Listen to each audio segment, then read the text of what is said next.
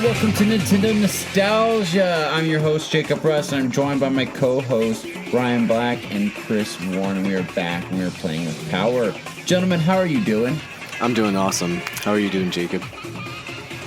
I'm doing pretty good. It's been a busy week. I'm tired, but I'm good. Good in general. So, yeah, I'm tired too. You've had a lot of snow this week? Oh, yes. I've had tons and tons of snow. I think it's about 2 feet.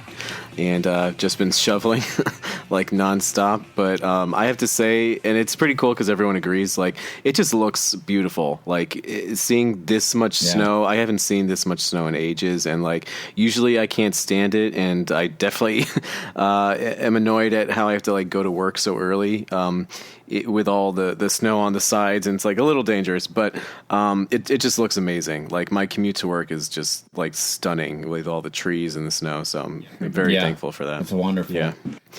Did anything shut down when the snow first dropped? Shut down? Yeah, like did you get any work off at all? Yes, or? Actually. So that was pretty cool. I did have technically like 2 days off because of it. So that was pretty cool. Yeah, cool. So I finally got to relax, and I did get to play the game that we'll be talking about today. And it was a really, really good time. Yeah. But how's Ryan doing? I'm good. I'm really tired. It's supposed to be my day off, but they had like an all hands meeting, so I didn't have to go in. I could have watched the recording, but I showed up. But I didn't take into account that it was Mountain Standard Time, so I was up at 8 a.m. this morning and I was up late last night, so I really needed to be up at 10. But whatever, I was pretty tired, but other than that, I'm good. Good health. Good. Glad to hear that. Good deal. Well, guys, let's not waste any time. Let's go ahead and jump into what we have been Radical Rexing about.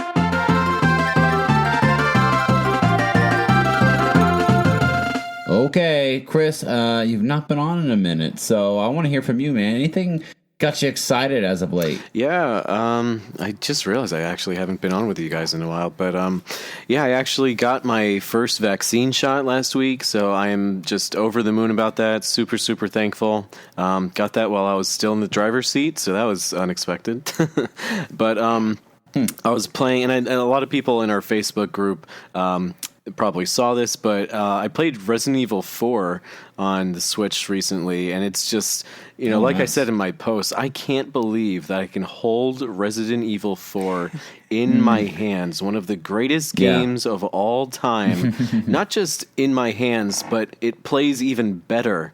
I should say it looks even better than when I played it on the GameCube, and that game changed my life. Right. So it was just this like existential revelation when I was playing it. I thought you didn't like scary things. You know what? I don't. I can't stand scary things, but there's just something about Resident Evil 4 that just keeps bringing me back, and I can't describe what it is.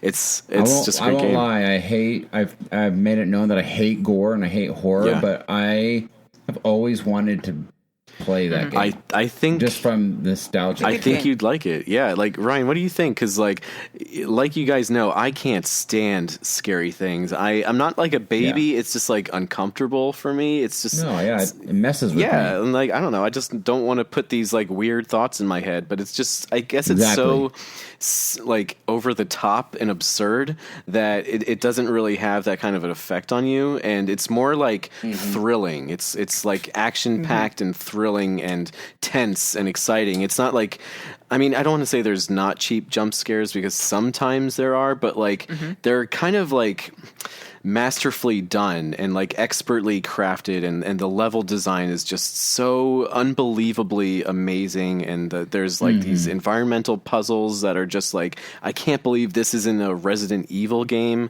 So I think you'd like it, Jacob, so give it a shot. I feel like it was the first game that really kind of ventured off their traditional path of like zombies trying to to devour you in your hopeless, Play it on you know, Wii, and please. Yes. yeah.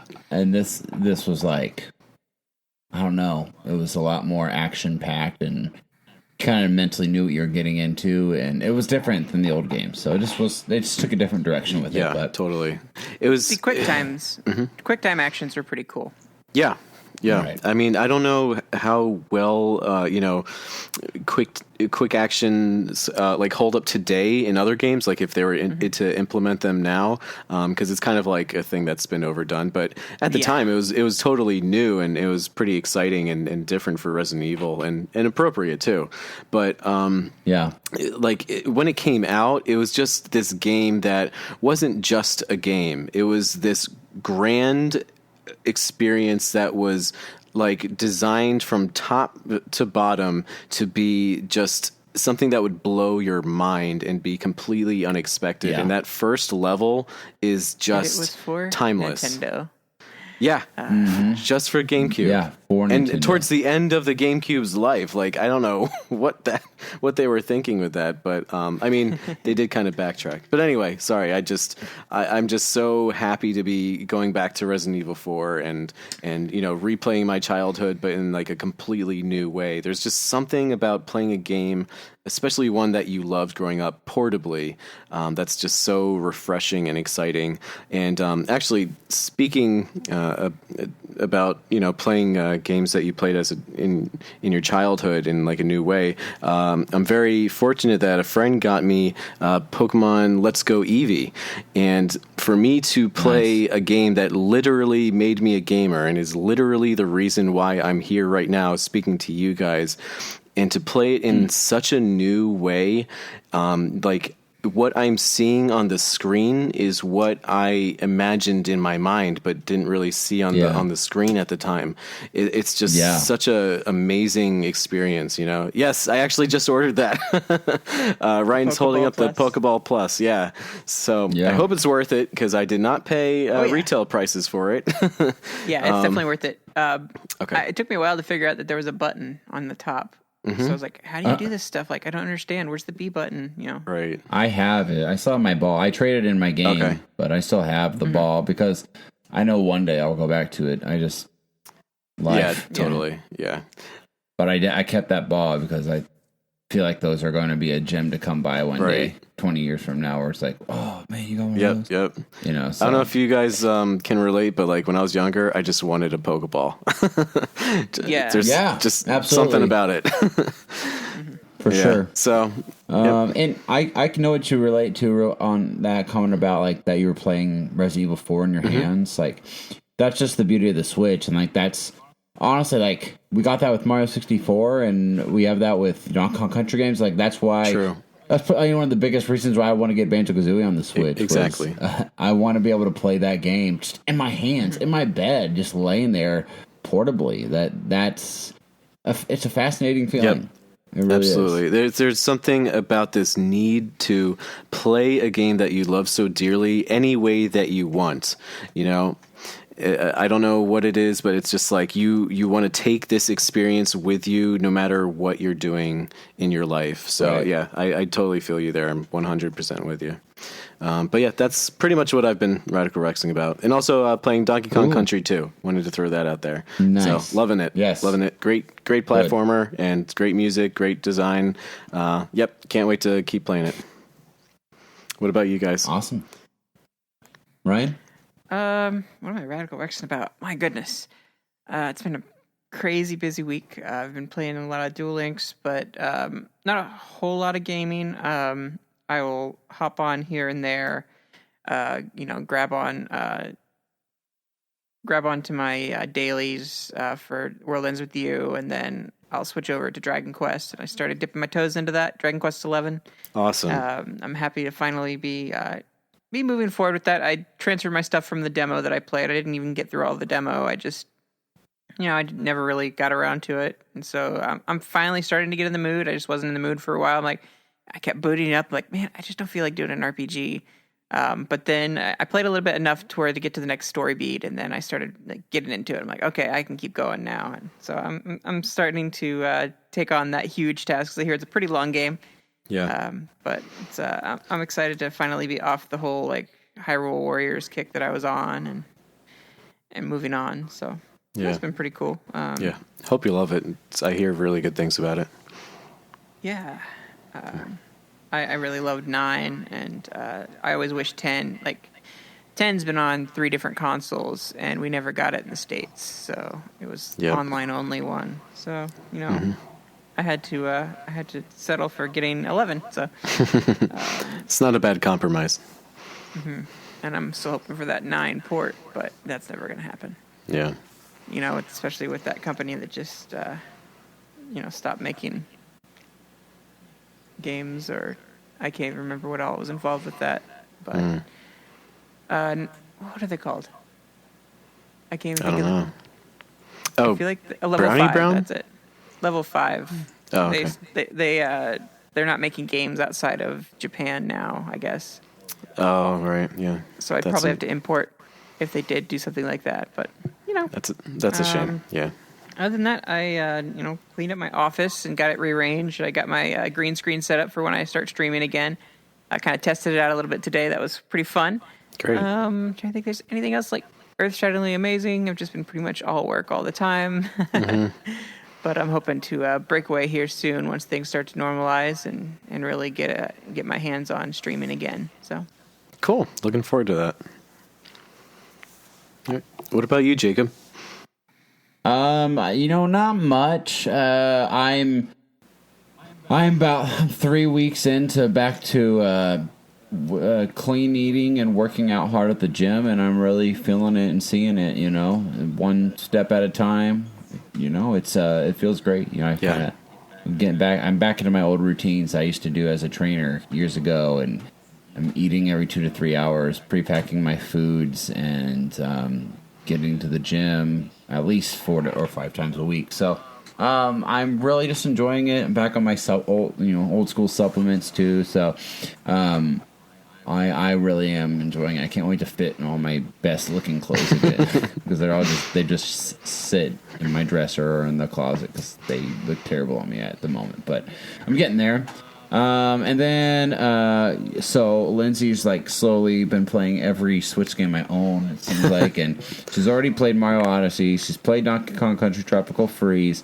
She's tested out a few others, and now she has just fallen in love with Luigi's Mansion 3. Yay. So, nice. If you can see in the background, she's actually here right now playing it. So it's really awesome. I love that when she gets into a new game. I love just watching her. I think there's something fun.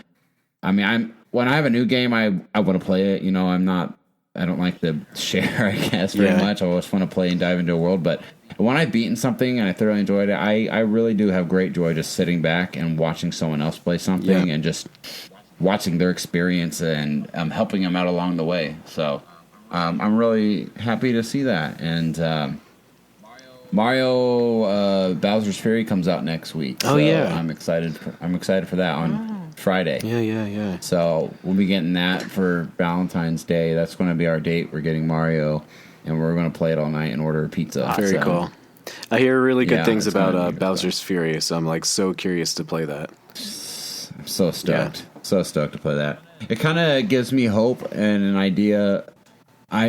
This is kind of like the first 3D Mario that we're going to get where like they have Mario power-ups in like an open sandbox atmosphere, and I think that's really cool. So I kind of hope that they can take this direction with Mario moving forward. Like Mario Odyssey had the hook of the hat, and which was cool. But I would love to see like you think about that. We haven't really had traditional Mario power-ups in a regular sandbox world. You have like 64 just had new caps that were not traditional stuff. Sunshine focused on FLUDD. True. I don't really consider Galaxy it's not sandbox, it's linear. Right, yeah. So Odyssey didn't do it because they focused on Cappy. I would love to have a full-on 3D Mario game where they did have those elements in it. I mean, I kind of consider the transformations in Odyssey kind of as power-ups. They're just kind of like disguised as like capturing something, but like you're not Mario. You're a completely different being. So it's a different interpretation of what a power-up can be. That's how I see it, but I know what you mean. It would be pretty cool to have like traditional power ups in an open world setting, which is kind of like what we've been hoping for a while. Oh yeah. Could you imagine getting a Tanuki suit and you just start flying around in like a forest area with it on and jumping from tree to tree? Like that'd be super cool. Yeah, I never thought of the squirrel nut that you got in we need a lot more squirrel nuts in Mario games, or just in games, or in life in general. For sure. But it's really what I've been Radical Rexing about, guys.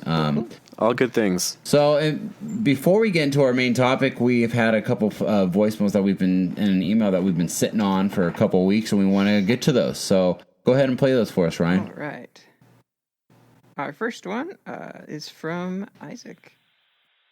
What's up, Mouse Crew? This is Isaac. Just wanted to call in, give you guys some more love, some more shout-out. I had a few questions for you. Just thought I'd throw out there for you.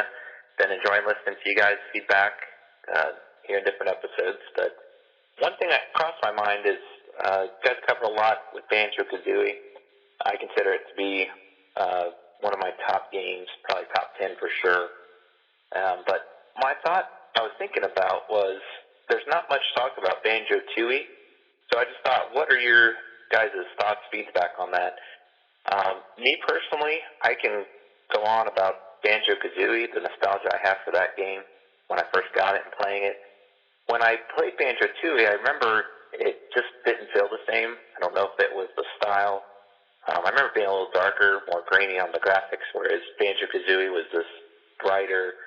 Of course, it was a kind of like a Mario type game, so it was more in the brighter tone, but it had its dark moments too. But Banjo-Tooie I just didn't get into as much. So I just wanted to get feedback on that. Didn't know how you guys felt about it. It kind of leads into, I've recently got ukulele and the Impossible Lair. And what I've noticed is the first ukulele, it almost felt like Banjo 3E. What I mean by that is it kind of was a continuation, but it kept a lot of what 2E had. It just didn't have as much for me to get into. It was not a bad game by any means, but I didn't feel like I could get into it as much. I think the Impossible Lair is definitely an improvement. I like the Donkey Kong Country series as well. I think that's their bread and butter when it comes to the platforming genre. So, but I just want to get your thoughts on that because that's how I feel about 2E. I think it's kind of, again, a continuation. I'm hoping that they kind of go back to that roots if they make another ukulele, or the long speculated rumor of Banjo-Kazooie making that again. Of course, that'd be amazing, but just thought I'd get your feedback on that as well. So I hope you guys are doing well. Stay safe. You guys take care. Thanks for calling, Isaac. Wow. Yeah.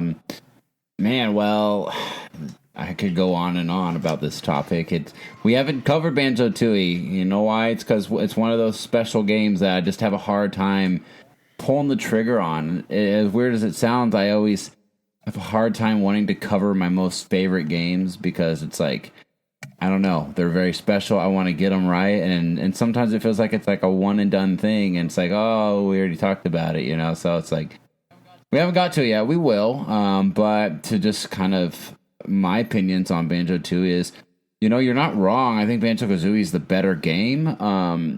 However, when I played, for me personally, Banjo-Tooie, I never owned Kazooie. I borrowed it from my friend Brad, and I was in love with it. So Banjo-Tooie was it was a big deal when I got it. I got it for Christmas, and it was my Banjo-Kazooie, and I beat it. I played it through and through, and I beat it. And I have nostalgic memories of playing on New Year's Eve at my house with Ryan there, playing his own games and watching me play. And the Clue Cluck Land is where I was at, or Clue. Careful there. Can't think of it. Yeah, sorry. They're in the clouds, but that way, Cloud Land or Cuckoo whatever. Land, I think, something like that. Yeah, something like that. Cloud Cuckoo Land. And it's a big game, and the thing about Tui is, yes, it's darker. It's not as it can be very depressing, especially the older you get. You just realize how depressing it is. As a kid, I don't think you really see that quite as much. But they were really trying to do something ambitious that the technology was very limited at the time, to do, and they were trying to interconnect all the levels. You do one thing in this level, and it will affect something in another level. And that's stuff you see all the time in games today. But back then, it was on a cartridge. It was so difficult. They were very limited, very ambitious, and just bigger worlds. And I think what you said about Yooka-Laylee is exactly right. They kind of continued on that same path, very big worlds, and sometimes the worlds felt empty, like there wasn't enough to do in them.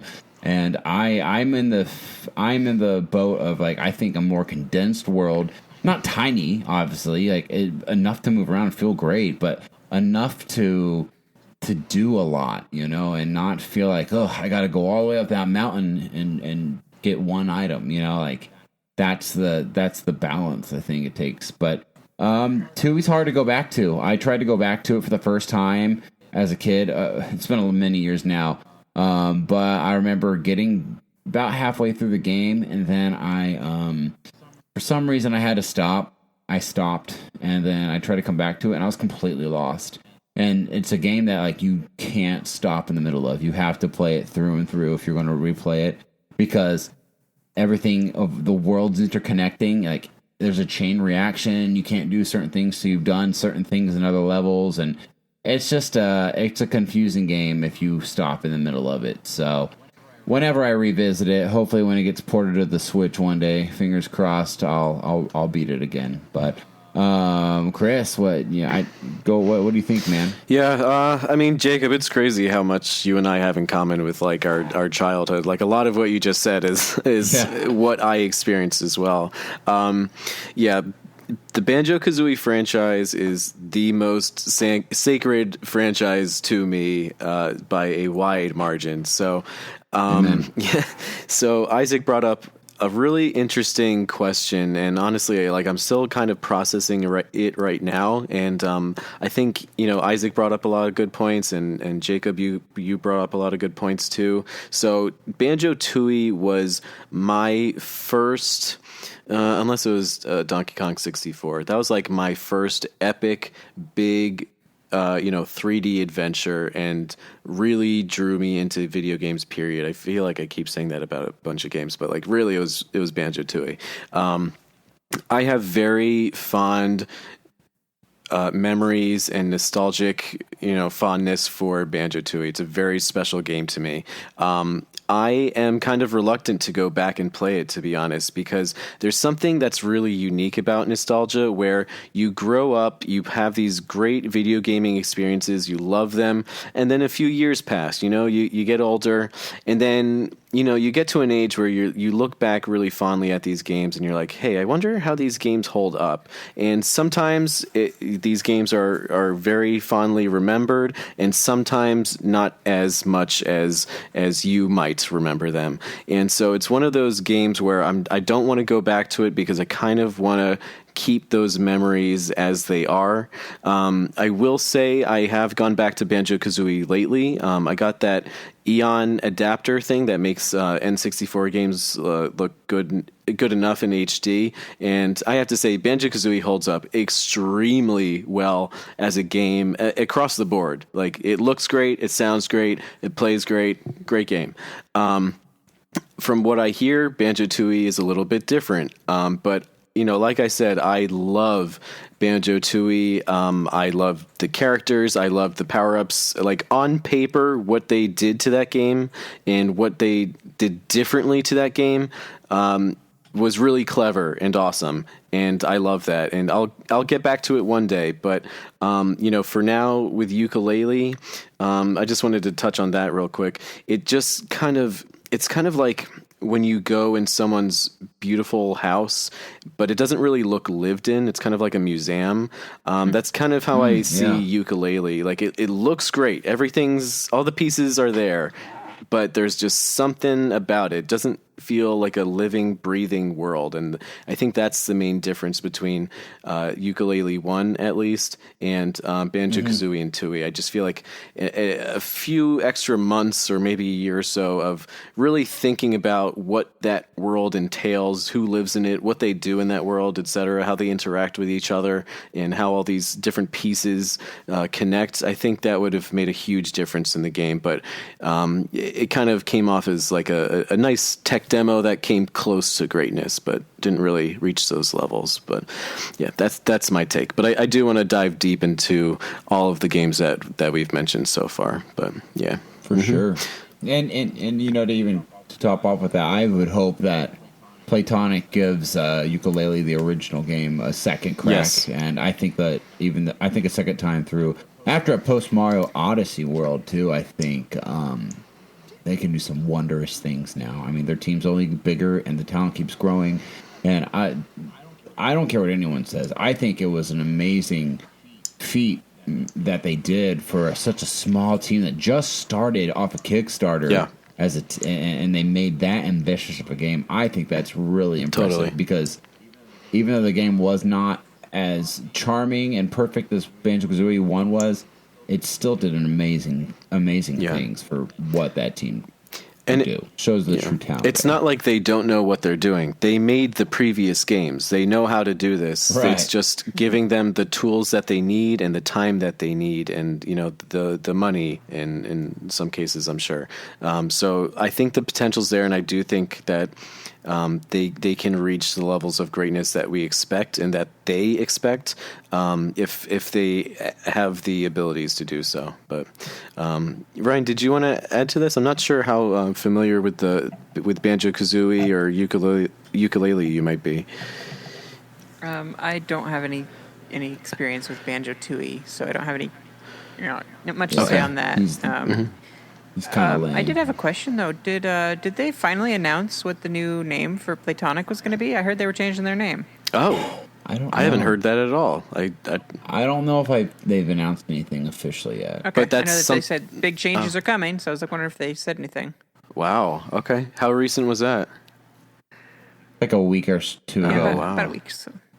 Okay. Like they're like rebranding themselves. I mean, I kind of like their name and I like their logo and stuff. I don't really have a problem with like how they identify themselves as a company, but if it's going to be better, sure, whatever. But yeah. Yeah, it's as long as they're not being bought out by anybody, unless it's Nintendo. Right. Yes, that's a great point. Oh man, can you imagine it was Sony? All of us would be like, now what? How do we process this? I'd be so ticked. So freaking ticked. But I'm sure it'll be something anyways. good. Yeah. Thanks for calling, Isaac. We appreciate it, man. Thank you. Moving on Always to good to our hear next from you. voicemail. Guys, what's up? It's Ryan from Massachusetts calling in again. Thanks for taking my call.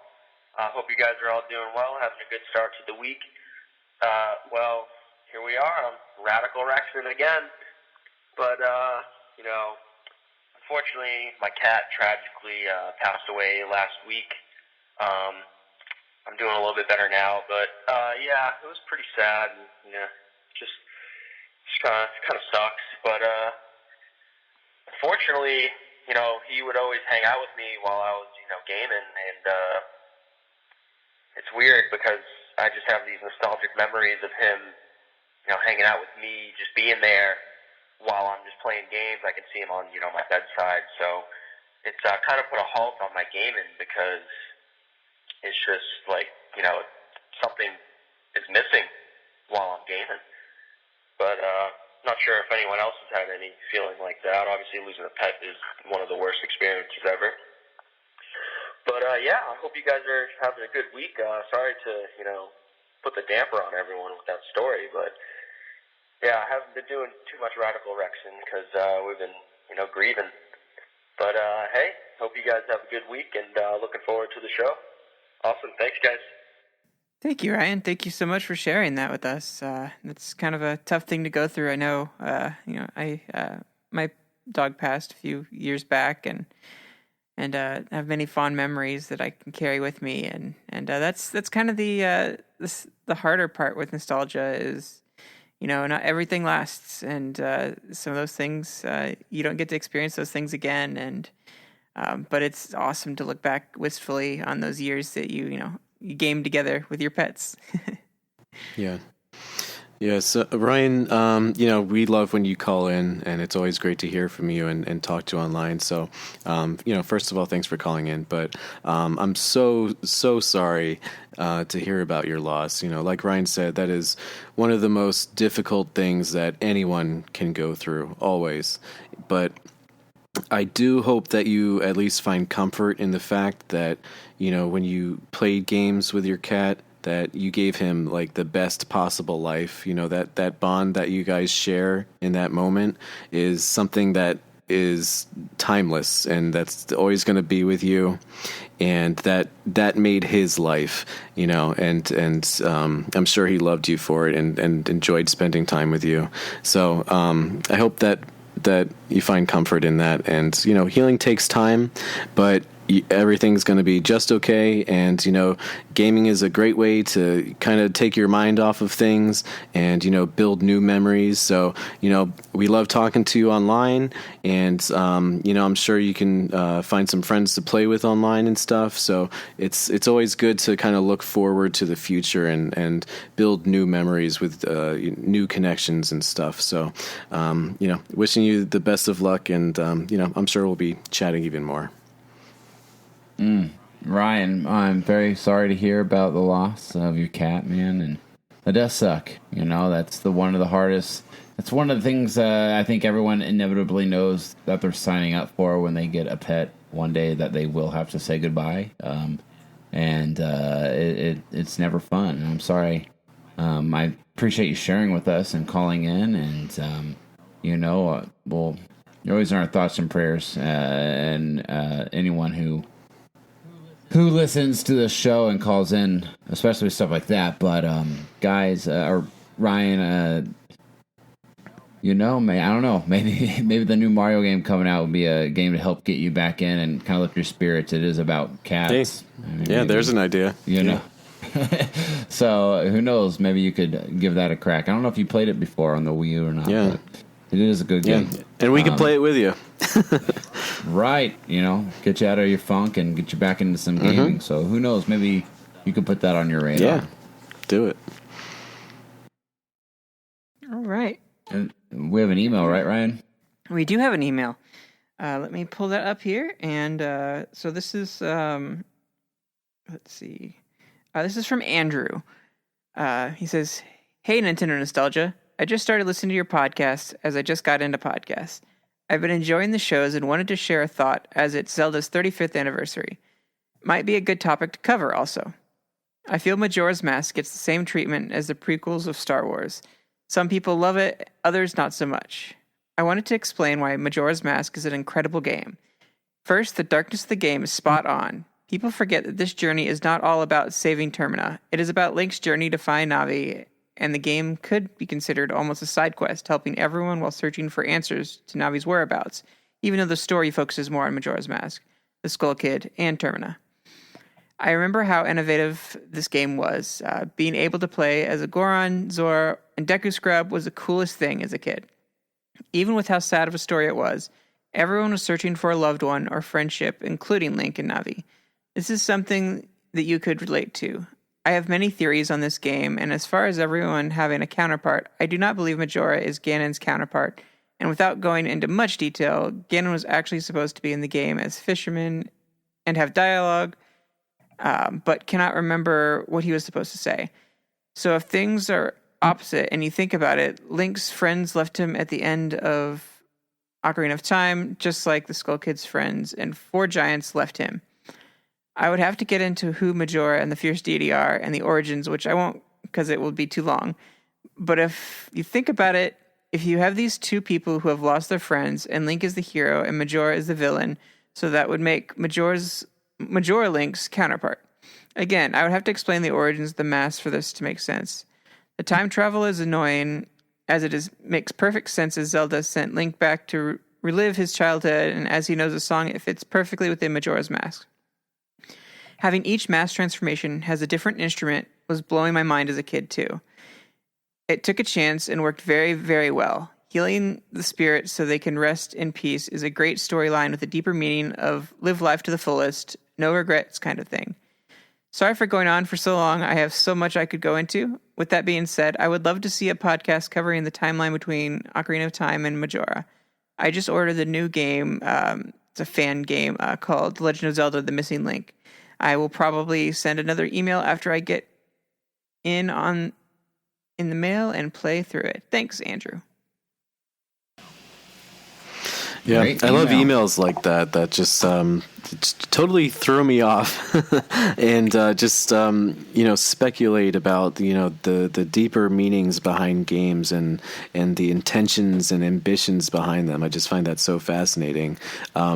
Zelda Majora's Mask, Yeah. I don't know if you guys might remember. I remember reading this in Nintendo Power, but it was originally titled Zelda Gaiden, which I believe translates to, Gaiden means side story or something like that. So that was the intention behind the development of that game. Which I think is really interesting. I think that more games should have side stories. It's really cool to kind of like flesh out a universe and Right. really be experimental and branch out and try new experimental things. I think it's so good, not just for a franchise, but for like gaming in general, because so many things originated from Majora's Mask that were just so risky and bold, and it would not be happening in like a traditional, well, I don't know, it is kind of a traditional game.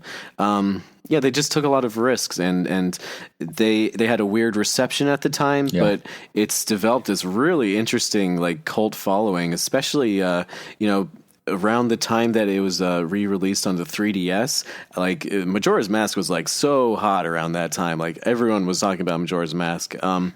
Yeah. I mean, my relationship with Zelda is very complicated, especially because my very first Zelda game was Majora's Mask, and I never got farther than about an hour into the game. As a 10-year-old, it's just way over my head, and I just did not understand it because, you can't blame me for getting it because right before, Zelda Ocarina of Time, one of the best games ever made, came out for the N64. So I'm like, okay, they're following it up. What could go wrong, right? But I do appreciate what they put into that game and how clever it was, especially like that the fact that it was developed in a year, that is insane to me, especially with the technology that they had at that time. So that is basically all I have to say about Majora's Mask. I haven't gone too deep into it, but I just think it's such a cool concept. So that's my take. That, Chris, it's funny. I mean, what you said earlier, just how similar our childhood of gaming is, because my complicated relationship with Zelda started with Majora's Mask when I was 10. I got it for 10. It was my first Zelda game ever. And I didn't know who Ganondorf was, honestly, until the GameCube days. I didn't realize. Until Smash Brothers. Yeah, essentially. And then when we got to revisit, I played Ocarina of Time on my GameCube when I pre-ordered, Wind Waker and stuff. So, it was pretty. To me, I thought Majora was the main baddie of all Zelda. Yep. And the game was very, very intriguing, and I did beat it. I'm pretty sure I got the guidebook with it when, so I was able to like figure out like the music track to slow time down, which is big because if you don't know that, you're like, what the heck? I can't do anything in this game, because time flies by so fast. I really like how deeply you look into it. It reminds me of, honestly, what made me fall in love with Zelda back in my youth was just how deep the story is.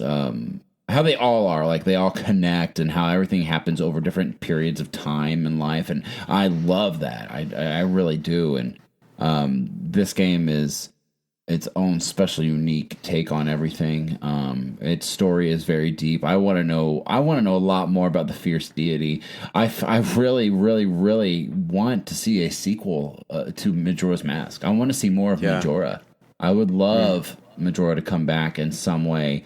And the fierce deity, and there to be like some more lore to those masks and their spirits individually. I would love that, honestly. So, thank you for emailing us.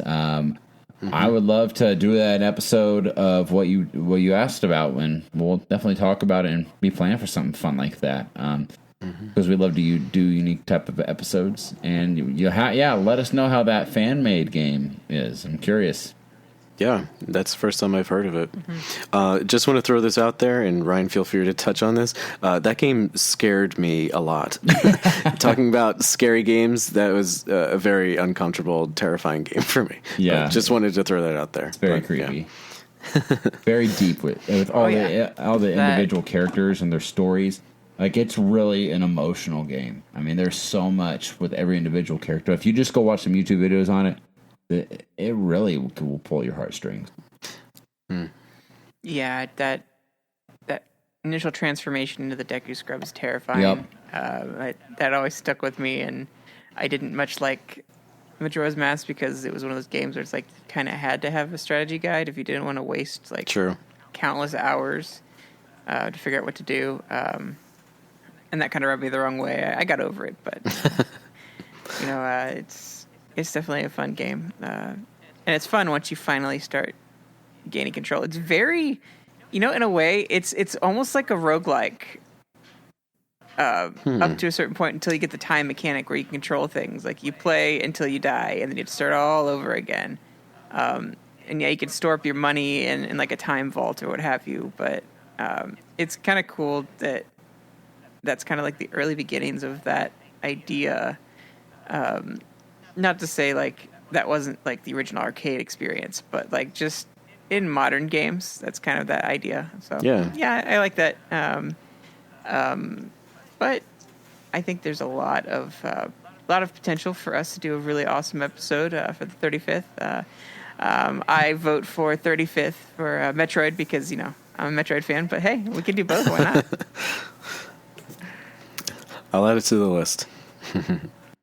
All right, well, that's all of our messages for now. Thank you guys for messaging us. We encourage all of our listeners to email or message us, and we will read it on the show. That's probably the most special thing about our shows when we hear from you guys. We love to hear from you guys. It really does make our day.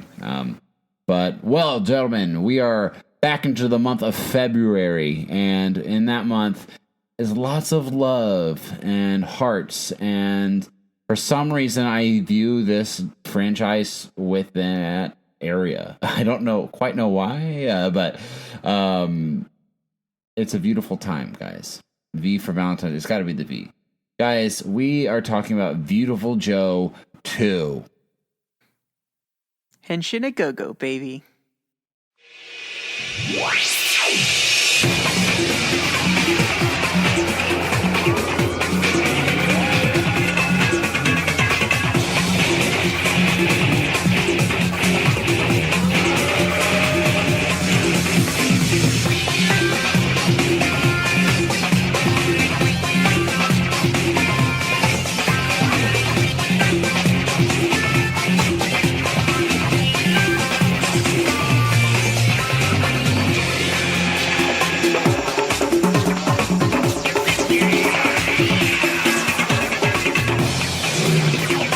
Positive you did that the first time.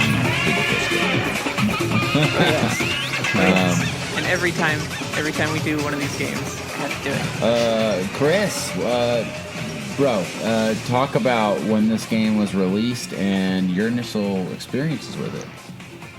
Sure. So, Viewtiful Joe 2 came out on November 18th, 2004.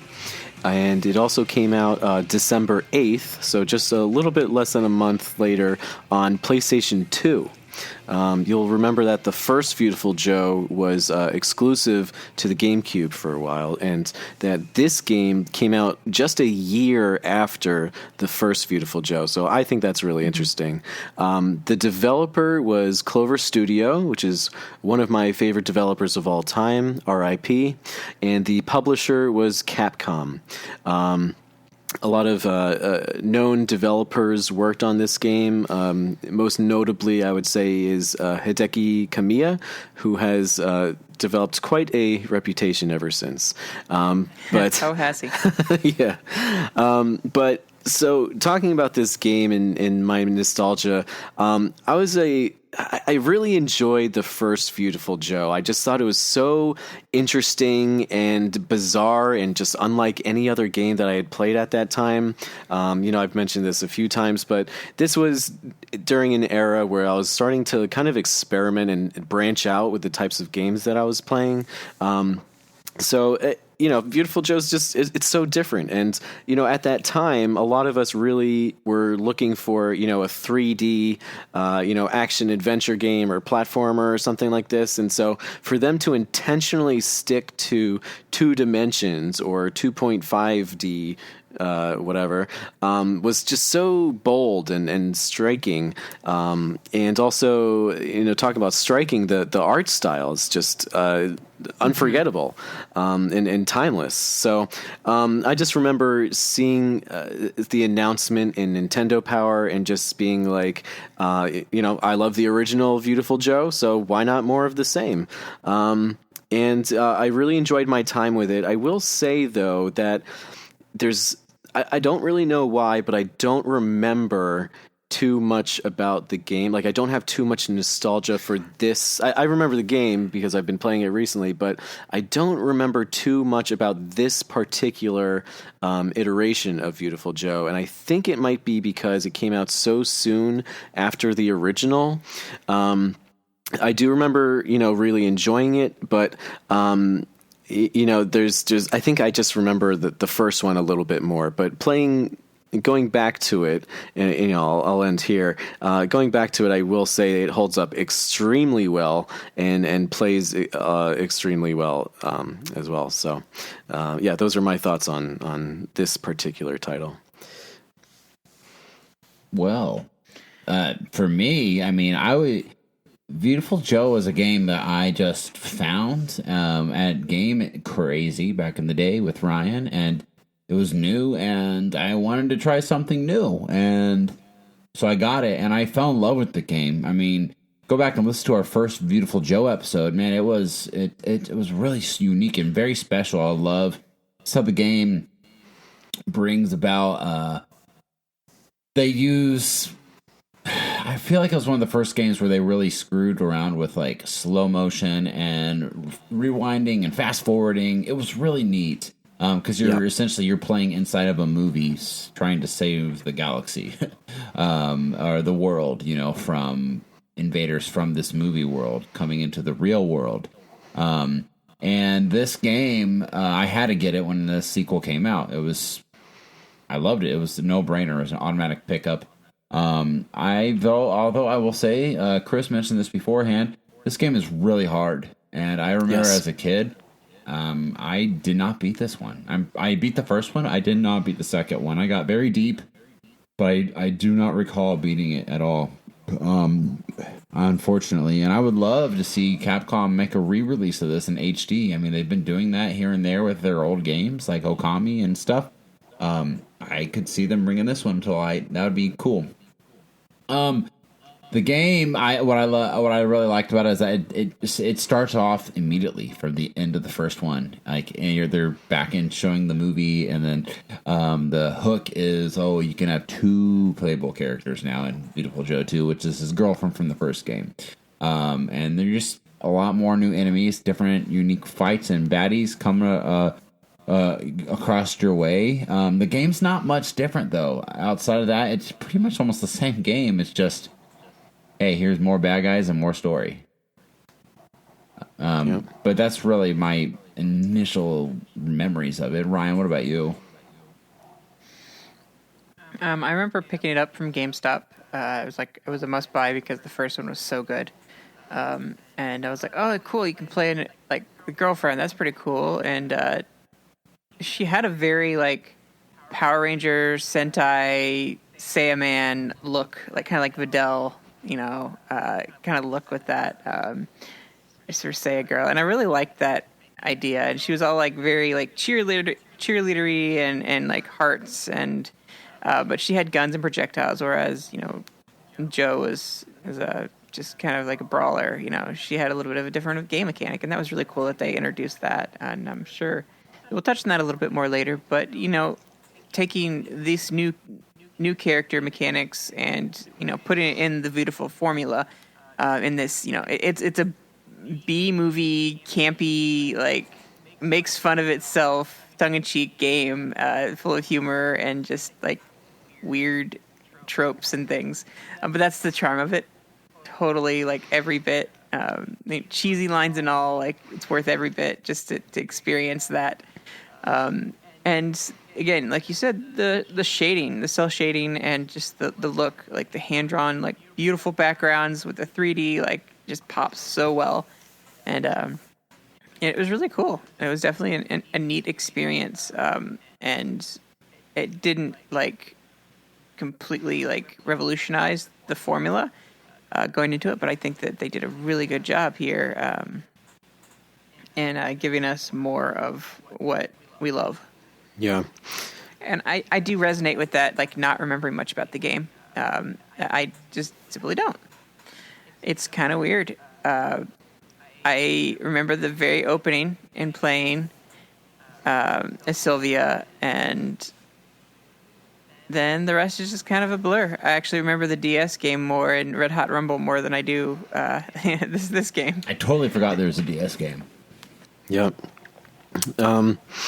I will say, like, this game is, like we've mentioned, a little bit more of the same, which is fine because what the original did was great, and it is a very refreshing game to play when at the time we had all these different unique experiments with 3D space, with Luigi's Mansion and Super Mario Sunshine and Metroid Prime. So it's kind of cool to go back to 2D roots and kind of see this type of game in a new light, and if nothing else, I would say that this game will be remembered forever for its charm and its style, like Ryan said. So that when I look back at this game, all I really think of is just the amount of style that it's just oozing in every single frame of this game. Like the characters, the animation, the backgrounds. It's just this stunning work of art, if nothing else. The gameplay is great, but like it's just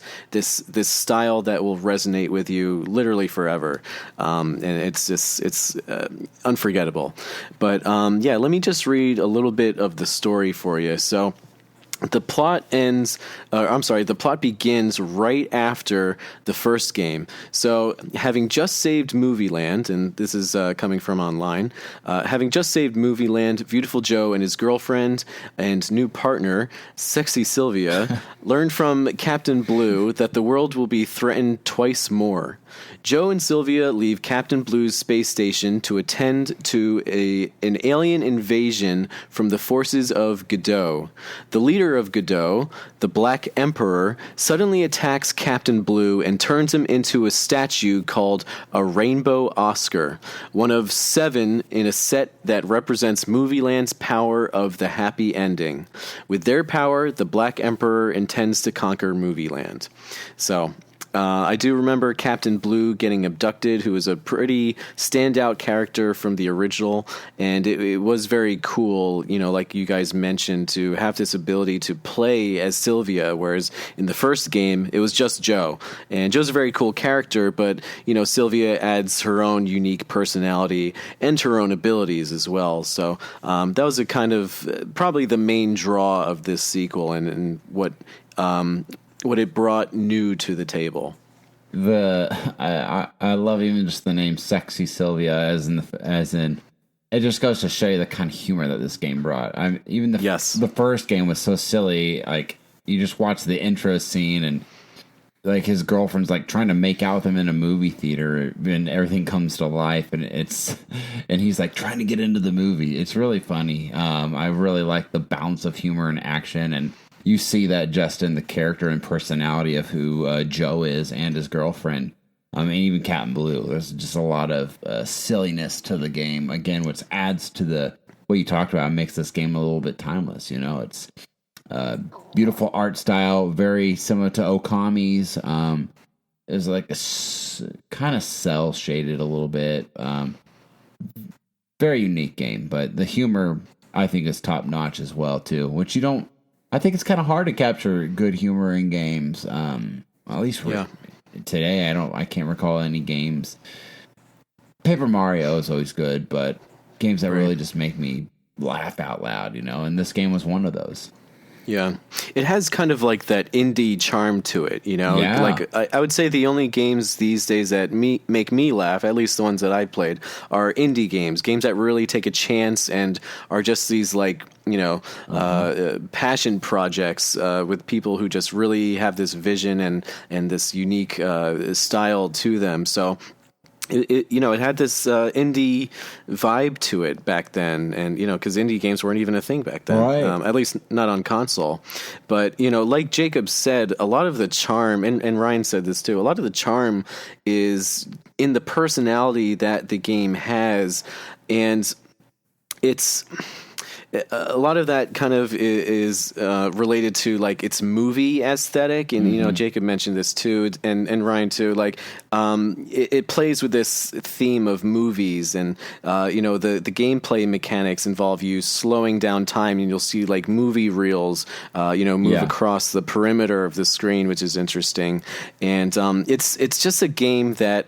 It doesn't take itself too seriously. It is kind of more mature because, one of the characters' names is Sexy Sylvia. Obviously, it's not for kids, but it's a game that you don't really need to take too seriously. Right. If you don't get the story, it doesn't matter. That's not really the point. The whole point is just to enjoy this like roller coaster of a ride and just enjoy it for whatever it is. And I would say like this is as close to like anime as I've gotten. This is like I guess I can understand the appeal of anime if anime is kind of like this because it's just so over the top that I'm just like, you know what? I don't get it, but I'm not going to think about it. I'm just going to have fun.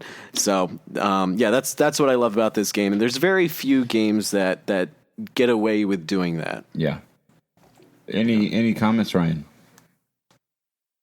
No, I kind of feel that as well. I don't have a whole lot to say involving just the background, the characters, and things like that. It didn't build a whole lot on the first one. Right, yeah. I mean, like you said earlier, like it really, there's not much to this game, guys. It's not like even from like Ocarina to Majora's Mask and there's all this deep lore stuff. It kind of is like a resemblance of what you got back in the, NES and Super Nintendo days of beat 'em ups, like Ninja Turtles 1 to 2. It's just a beat 'em up and there's not much depth to it. It's just a fun, unique game that, honestly, it needs to get re-released. I would love to play this on my Switch. I would buy it in a heartbeat. Viewtiful Joe collection, and it was a well-selling franchise. I mean, the first one sold well. The second one didn't sell too well. Oh, really? But yeah, it sold okay, but not enough to like warrant too many more sequels. But man. I mean, I'll touch on that just a little bit later. But I did want to mention, this game is more of the same. That's been mentioned a few times, but they did add a few things. It's not just playing as Sylvia, but Sylvia does have these new abilities. So she does come with a gun, which was not, or a blaster, if you want to be, politically correct about it. As Nintendo likes to do. So she did have two guns, sure. So she did have, a weapon, and she did have a unique action to her, or two actions perhaps. So, fans might remember in the first game, you can slow down time, and that'll make your attacks stronger, or you can speed up time, and you can make enemies catch on fire or whatever. But Sylvia's a little bit different because she was able to record and repeat her actions. So this is something that kind of gave me trouble the first time that I played the game, and probably why I didn't get too far, because it was just a little too over my head. I didn't really understand. I might not have read the tutorials, honestly, but for some of the environmental puzzles, a lot of them are really clever, but you kind of have to experiment, especially with these new moves. So Sylvia has this action where if you press on R, I believe, and you like hit something, it'll do that thing 3 times. So there's environmental puzzles where you need to hit something 3 times, and you're like, how can I do that if it times out so quickly? So that's kind of where that came into play. There's also like a record ability, but I don't honestly remember that too well.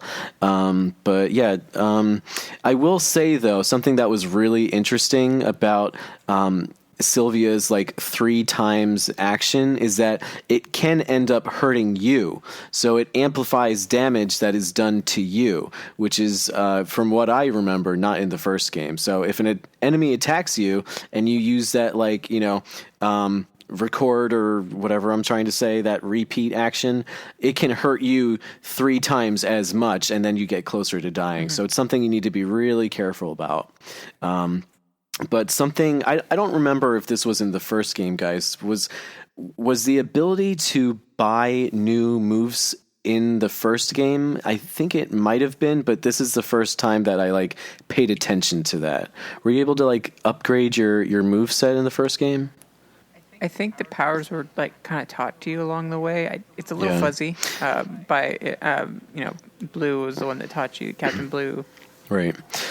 In some ways, I don't know. I think there was like a store in between levels, where you would save and stuff. But something about this game that I just never really took advantage of is those new unique moves. It just didn't really occur to me at the time. Like, to me, and this is because I was so new to games, I saw Viewtiful Joe and Viewtiful Joe 2 more as like a weird platformer. I didn't really comprehend that it's a brawler, and that part of the fun and the draw is this, fighting the enemies and trying like new weird combos. So that's the appeal to go into the store and buy these new moves and try out these new moves. So that's just something that didn't register with me at the time. But like, if you go back and play it now and you like understand that you can, spice up your moveset, it does make it a little more enjoyable. So just wanted to throw that out there.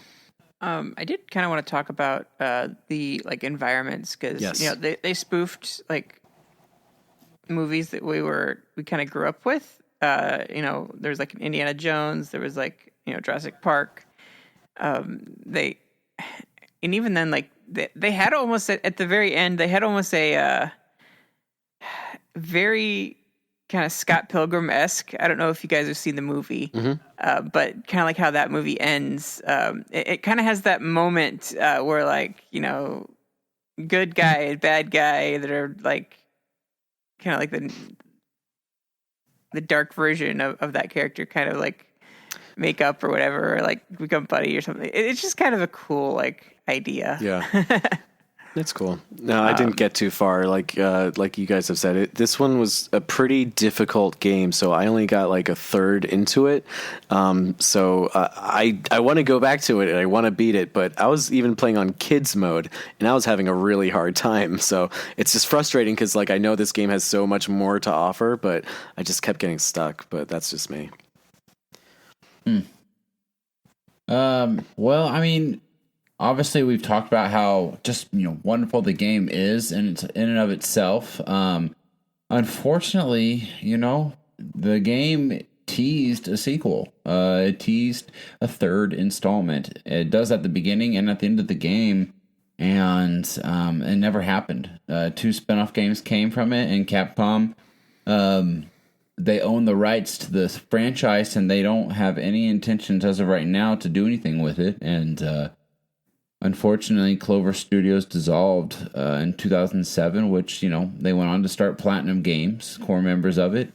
And we all know Platinum does a lot of amazing work, and they're doing amazing work they still work with Nintendo very closely. And I mean, you just talk about spiritual successors. I mean, the Wonderful 101, which was made for the Wii U and then has been ported to Switch now.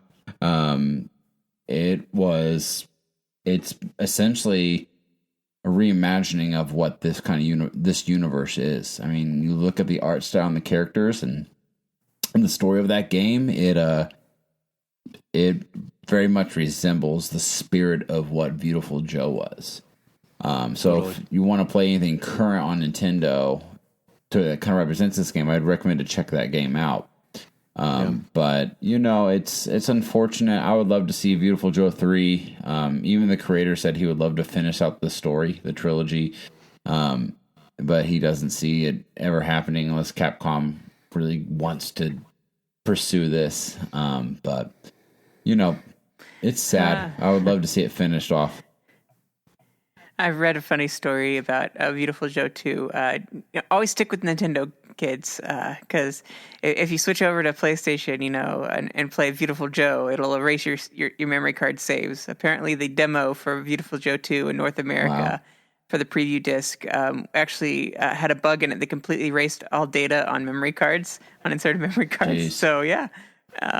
Way to go, PlayStation. I mean, the GameCube version's better anyway. It just It is. looks better. So, I wouldn't even hesitate. The clicking on the GameCube controllers, Yes. the shoulder buttons, nothing beats that. You're Ryan, right. when you and I were talking and you mentioned that, there is some travel on the trigger buttons, but I have to say there is something really satisfying about using those on this game. I don't know what it is, but those trigger buttons, I miss them so much. But I think we've mentioned this before, but there is a few sequels that came out, I believe, after Viewtiful Joe 2. So I think it was Viewtiful Joe 1 and then 2, and then they had Red Hot Rumble, Viewtiful Joe Red Hot Rumble, which is basically a fighting game, kind of like in the style of Super Smash Brothers, unless I'm remembering that wrong, Ryan. It is like that? Okay. Yeah. And there's also the DS game, which I hear very good things about. And I don't... Double Trouble. Yeah. It looks phenomenal for a DS game. I was playing it, not too long ago, and I was like, I can't believe this is a DS game. And it was a launch DS game, like launch window DS game. It looks so, so good. I can't really speak to the quality of it, but you seem to enjoy it, right, Ryan?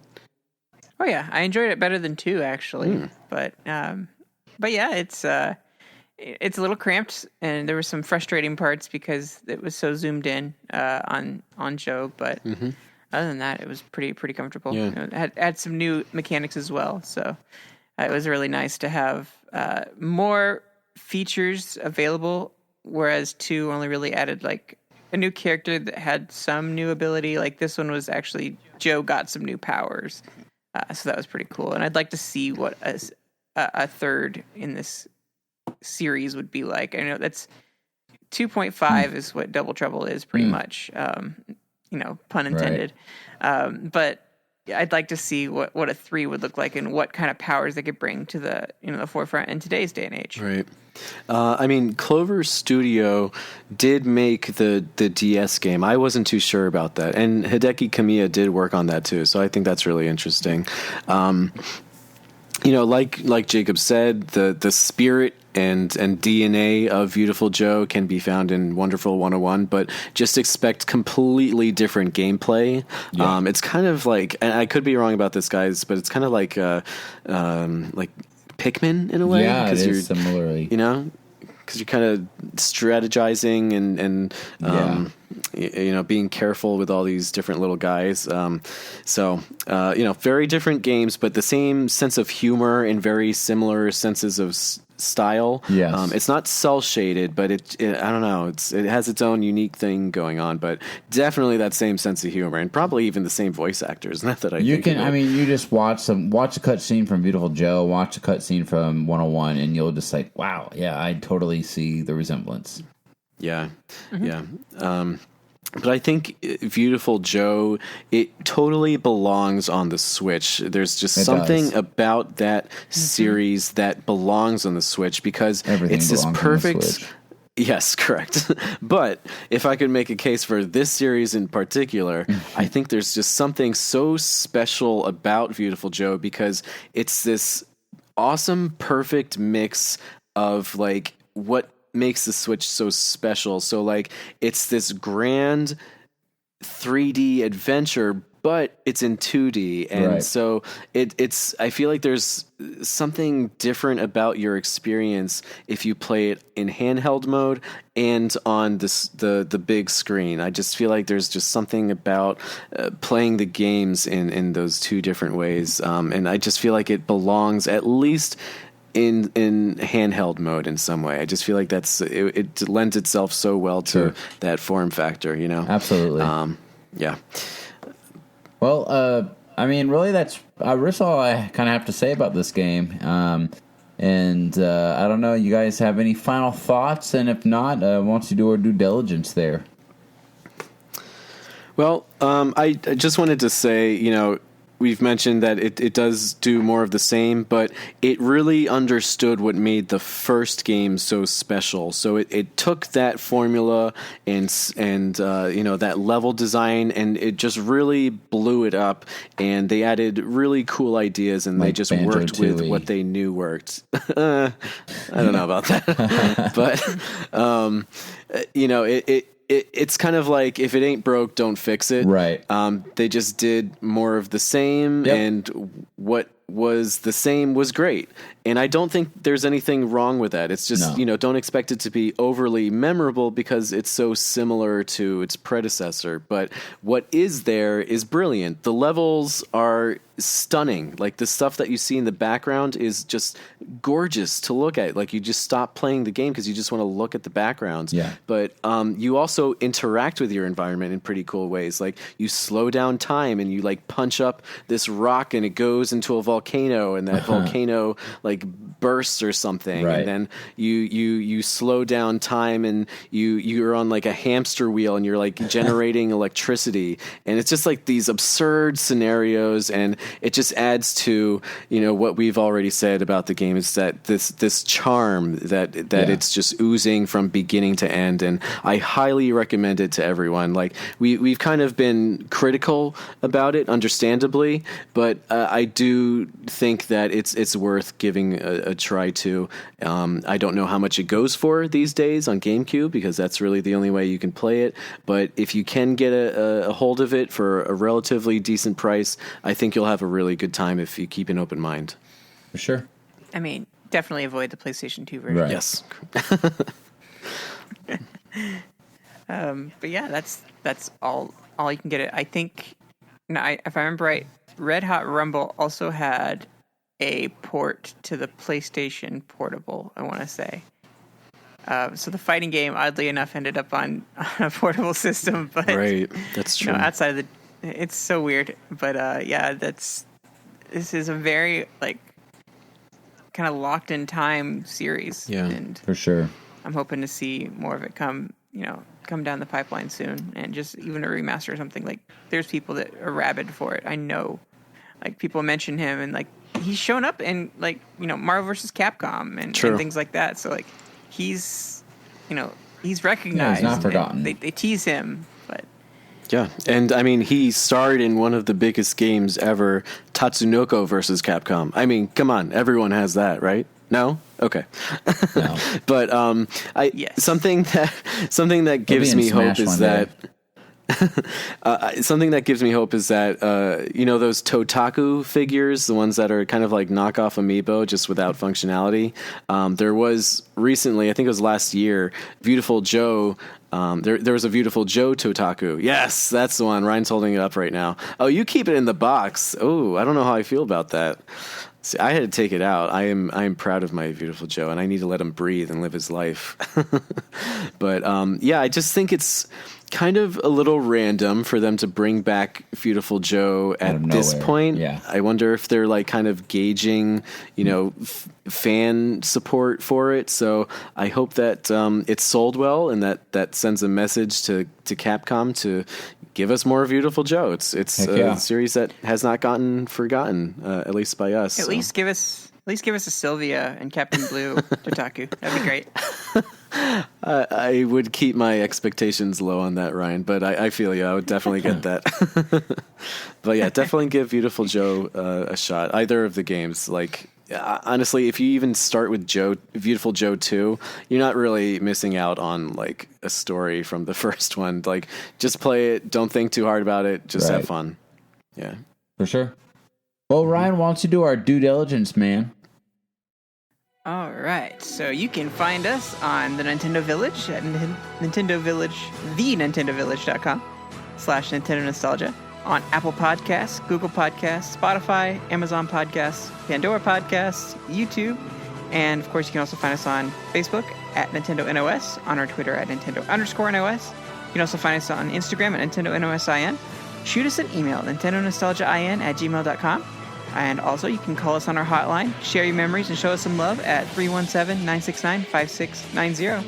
Guys, that brings us to the end of the episode. I hope you guys have a great week, and we will catch you next week. Later, Preston. Bye, guys. Later, Preston. Bye.